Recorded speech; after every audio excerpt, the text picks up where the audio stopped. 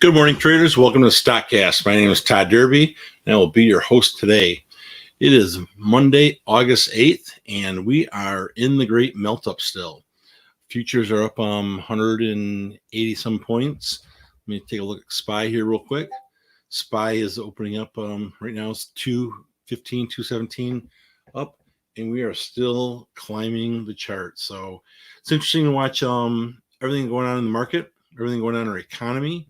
And we have the market still going strong. So I'm going to talk about the recession a little bit. A lot of conversation, a lot of debate over whether we're in a recession. The White House says we're not. There's an economic bureau that claims that we're not. They're the official indicators. I find it interesting that they want to tell us we're not in a recession, but in the past, they will tell us that we are in a recession based on the data that they want to share or choose. But the bottom line is this. I think there's 3 or 4 areas in our, I say I'm the common man or the common retail trader. There's 3 or 4 areas that signify that where we're at in the economy. I think the gas pump is one of the top ones. When you go to the gas and you're used to paying $2.50, $3, $3.50, and now you're paying, we hit as high as $5, $7, depending on where you're in the country. Like, we see that. We're putting gas in our cars every week. That's a reality that we go, oh, this is more than last week. So something's going on. The second area is the things that we buy day in and day out or weekly: diapers, milk, eggs, or those products aren't available on the store shelves. So when you go to the gas pump and then you have to go grocery shopping and you're spending $150 a week and for your items, and you come home with less stuff and you're still spending the same amount of money, or you're just paying more for your products, we know that there's something going on in the economy. You don't have to call it a recession, but we just know that it's not right. Then I think the third area that really hits us hard is when we get our quarterly statements in the mail from our 401ks, our 403s, our Roth IRA statements, and we just see that they're down 10, 15, 30%. And if you're in your late 50s, early 60s thinking about retirement, that has a severe impact on, or that becomes a real part of your conversation, what you're going to do going forward. Can I retire this year? Can I retire next year? Do I have to kick it back a year or two because my 401k has suffered? So I find it interesting that the government wants to spend this time and the media wants to spend this time telling us what they want us to hear. But the reality is, when we go to the gas pump, we go to our local store, and we read our mail, we can tell that something's askew, something's not right. So this run up is, I find, very, very interesting, and it'll be interesting how it all plays out. So go ahead and share me your comments share your thoughts in the comment section, and let me know if you agree or disagree. Thumbs up, thumbs down. Whether you agree or disagree with me, hit that like button. I'd love to hear your thoughts on that and your banter. All right. Small cap world is still strong. Last week was my best week of the summer. I had a lot of trading. I think Friday, I look at my notes here. I traded Lyft, KSPN, Coin as a small cap, not a small cap, ILAG, and Meggle. Let's look at Meggle real quick. This is an interesting ticker. I don't know anything about the company. I just know that it was. This is no data here. Let me see here. Well, I don't know why there's no data on TradingView on that. That's interesting. But it's a ticker that's gone from, let me pull it up over in my other chart. It's a ticker that's gone from, maybe it was an IPO, but it's like it screamed, and it hit over $200, and they're saying it could be the next HKD. And it's only trading, like right now it's only trading 100,000 shares, but the spread on it is traded from a low of 173 to a high of 233. So it's an interesting ticker. Hey, good morning, James. How are you doing? Good morning, Todd. How are you? Yeah, thanks for joining us this morning. Your meeting go all right? Oh yeah, I was just taking care of some legal stuff. I'm about ready to. I'm not even gonna lie. I'm about ready to trash someone's life. All right. I'm looking Like, forward. I'm just gonna come in the show and just say it. I'm about ready to, unprofessional or not. I'm about ready to trash someone's life. All right. I'm glad it's not going to be me. Looking forward to A hearing. TTBB member of all people. Oh my lord! All right. Looking forward to hearing that story. But anyway, continuing on. The small cap world are strong. There's some runners out there, and there's some tickers. So if you're paying attention, watching your scanners, watching your what's moving some momentums, putting some basic resistance lines, support and resistance lines, you can see some real tickers that are having some fun. So, what tickers have you been trading? What tickers are you looking at? What tickers are you excited about? Look forward to this. I'm gonna go hit the comments real quick. Comment of the day right here. It's humid AF. Holy cow! I had to look at the weather today because I have to do some outside work. And humidity is 100%. And I'm like, well, I don't think I'm living in a rainforest, but it sure feels like one. Holy cow! Man. So how about the stock market, Todd? Well, I talked about that a little bit, and I talked about my thoughts about how the government's trying to tell us we're not in a recession, but in reality, That rewrote the rules. They literally did. Yeah. I don't know if what you caught or what you heard me say, but I said there's three areas in our daily lives that tells me that we're in a recession. One is when I go to the gas pump. I know that when I pay, when 2 months ago I was paying under $4 a gallon, and now this month I'm paying over almost close to $5 a gallon. I'm paying more. That's not a good sign. Two, when I go to the grocery store, because we are at the grocery store at my house. We're at the grocery store 3 times a week when I have the boys here, the college boys at home. But families are on budgets. When they go to the store and they're spending $150 on groceries, they know that they're getting less. $150. Well, I just use it as a number.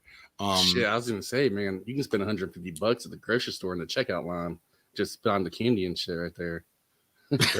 It's unreal how expensive groceries are.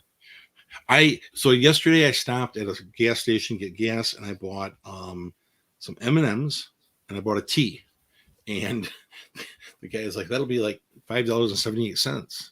And I said, okay. And I kind of like wrinkled my face, and and then he goes, "You all set?" And I'm like, well, can I have my receipt? He's like, "Oh yeah, sure." Like, who gets a receipt when you buy a drink? I had to look at what they were charging me for this tea and these M&Ms, and I was like, "Holy cow!" I didn't buy the big bag either. I didn't buy the big bag of M&Ms. I just bought the small one. I was like, "Wow." So I think the groceries, gas station, and the third area I said was when you get in the mail your quarterly statement for your Roth IRAs, your 401ks, your 403b accounts, and you can just see that we're down 10, 15, 20, 30%. I don't care what Lester Holt's telling me on NBC News. I see it in my daily life that there's something going on. So it's interesting that the media and the government want to tell us something differently. Well, the government would never lie to us. So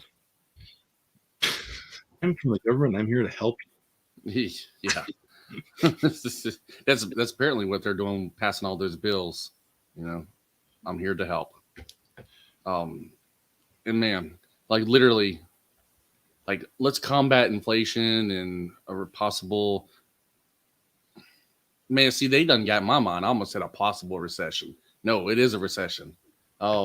Let's combat inflation and a recession just by coming up with these massive spending bills and just throwing it out there. And like that's part of the reason why we are where we're at right now is because of that stuff. And it's just wild to think that they like their way to approach this is to just keep adding more to the fire. I mean, literally. Yeah, and we all know that that's not the answer, but so it builds mistrust with your government. It builds mistrust with the media if you didn't already have that there. So it's crazy to watch this run up, and I mean, I think we're going to be looking to test SPY at 420, 422. For if this keeps going, I mean, which is just crazy thinking that 3 weeks ago we were worried about dropping from high 370s through low 380s, testing 350. Yeah, I really don't understand it. I don't know. I took that loss last week on my contracts expiring, which is, I mean, just more so just like, I don't know, just made me salty. Because it's really just a slap in the face. Like, I mean, all this bearish economic data and the market just keeps doing just wild stuff and going up. It literally makes no sense at all. But I would agree. What do you make of the China military flexing over Taiwan? man, they feed those mugs dog food. Like, I'm not like too worried about it. Overall, like China is, I think they're gonna flex, but I don't think they're gonna do any actually do anything like hardcore.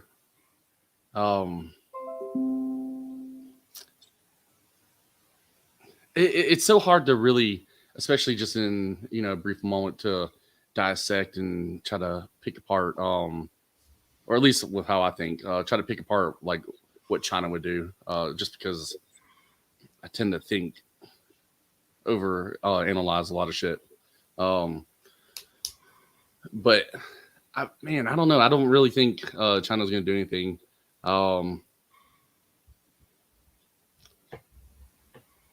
Like, while China is excelling at a lot of stuff, they are very fragile economically. Like, China could host the war, and China is all about sacrificing their people, literally, even their comforts, depending on what part of society you fall in over there, and your level of comfort. But China is all about sacrificing everybody, to push their agenda. So I don't know. It's really so hard to say. Overall, I don't think they'll do anything. But if they did do anything, it is going to be such a economic disaster for them, and they might go down that road. I mean, we are talking about China. That's just my opinion of it. All right, interesting.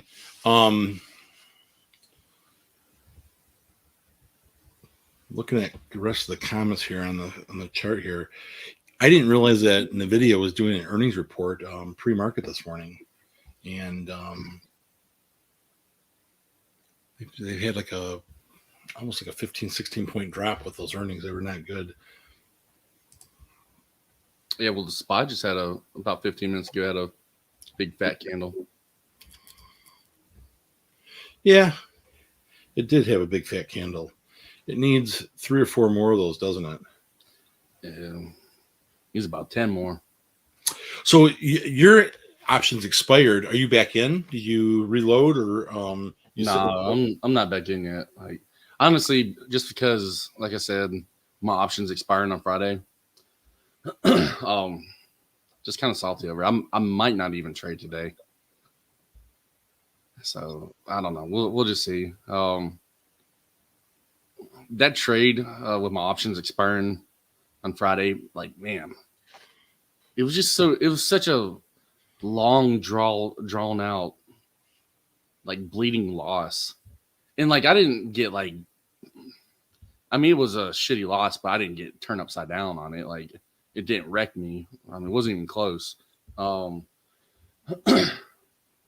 mean, shit. Put it this way: by the end of it, and I wasn't slinging lead at this trade, but by the end of it, my average was $5 a contract, and that's not because I just threw a bunch of money down in the end on it.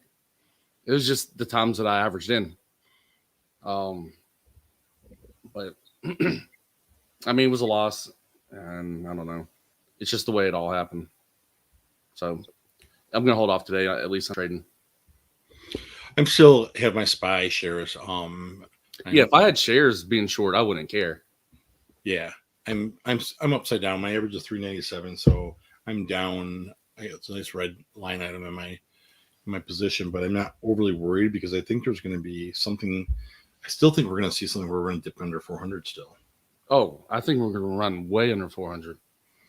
Way under 400. Just don't know when. You know, I'm going to bring up a ticker. We haven't talked about Turtle Beach in a while. We're at yeah. It's 918 right now. By the way, yeah. Man, that's a damn turd that I'm holding. And that one irks me too. Yeah, but it's moved. Is up right now. It's let me see here. It's trading pre-market 1440, which it hasn't been over $14 in a while. So if you look at my chart, it wasn't supposed to get down that far. I think we're at a this 1440 is over this like 1412 14 mark. So I think we're in a point where it could have some movement. This 1412 was a line of resistance, and hopefully now it becomes a line of support, and we get a move north. But I haven't seen any additional news on it. But it's still, as you said, I'm still holding this turd also. Yeah. So Donrell is in the mix. They are on the board, and Turtle Beach had to, with them getting on the board, they had to create a committee to start coming together and shopping the company around. So that's what's going on right now. Okay. Hopefully they find 2 or 3 buyers.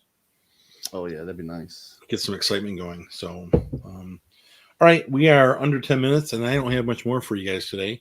I want to share my thoughts about the recession. Tell you that small cap world is still cooking. And James, anything you want to add? No, I'm good. All right. Thank you for tuning in, guys. Thanks for listening. Appreciate it. And have any questions or have any thoughts, be sure to let us know. And if not, until the next time, we'll see you. Have a good day trading.